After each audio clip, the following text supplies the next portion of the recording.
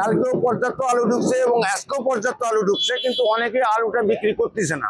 এই জন্যই যে ইন্ডিয়াতে পশ্চিমবঙ্গে মমতা বন্দ্যোপাধ্যায় কোনো আলু তারা ঢুকতে দিবে না, এই কারণে এই যে দেখতেছেন অনেক গাড়ি ঢুকিছে, এরা মাল বিক্রি করতেছে না।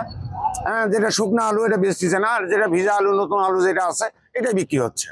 গতকাল ছিল 56-57 টাকা, আজকে 62-64 টাকা দাম।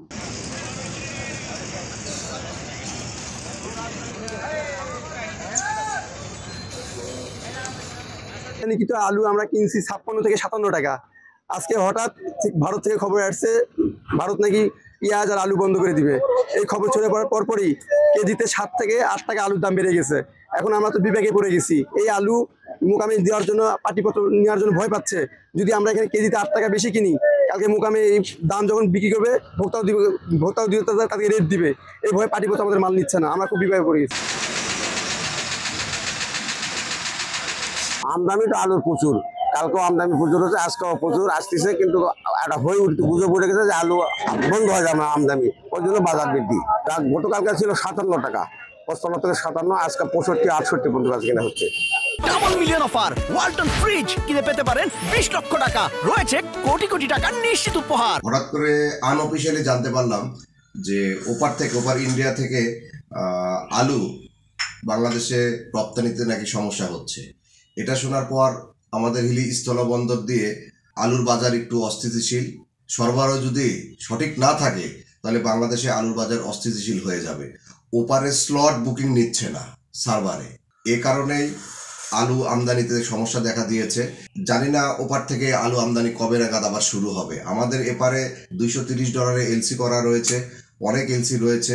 যদি এই এলসির কাজগুলি শেষ না করতে পারি আমরা, তাহলে ব্যবসায়িকভাবেও আমরা ক্ষতিগ্রস্ত হব। বর্তমানে আলু আমদানি অব্যাহত আছে।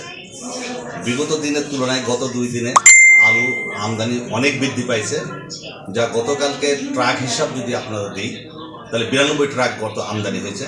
এবং আমদানির শুল্ক 15%, যেটা সরকারি 25% থেকে শুল্ক কমায় 15% ওই সিডিতে শুল্কায়ন হচ্ছে। এবং আজকেও মানে আলু আমদানি হচ্ছে। আলু আমদানিকৃত আলু শুল্কায়ন সম্পন্ন করে ছাড় দিচ্ছি, যাতে আমদানিকারকরা পরবর্তীতে বাজারে বিক্রি করতে এবং জনগণ যাতে স্বল্প মূল্যে উক্ত আলুটি ক্রয় করতে পারে। ইন্ডিয়ান অভ্যন্তরীণ বাজারে আলুর দামটা বৃদ্ধি পেয়েছে। কেজি প্রতি 4-5 টাকা আমদানি বেড়ে যাওয়ার কারণে আলুর কিছুটা দাম আজকে বৃদ্ধি পেয়েছে। আর আরেকটা সমস্যা, ইন্ডিয়াতে বাংলাদেশে যেমন আইপি সিস্টেম আছে, ইনপুট পারমিশন লাগে, ওদের ইন্ডিয়াতে তেমনই একটা সিস্টেম আছে যে সল্ট সিস্টেম, যে প্রতিদিন কত গাড়ি ঢুকবে এটা ওরা সার্ভারে নির্ধারণ করে দেয়। সার্ভারের সমস্যার কারণে আসলে প্রবলেমটা আমরা ফেস করতেছি। আমরা আশা করতেছি যে 2 দিনের মধ্যে এটা স্বাভাবিক পর্যায়ে চলে আসবে। গতকালকে আলু ঢুকছে 92 গাড়ি, আর আজকে আলু ঢুকছে 66 গাড়ি ঢুকছে। না, এখানে কোনো সিন্ডিকেট নাই।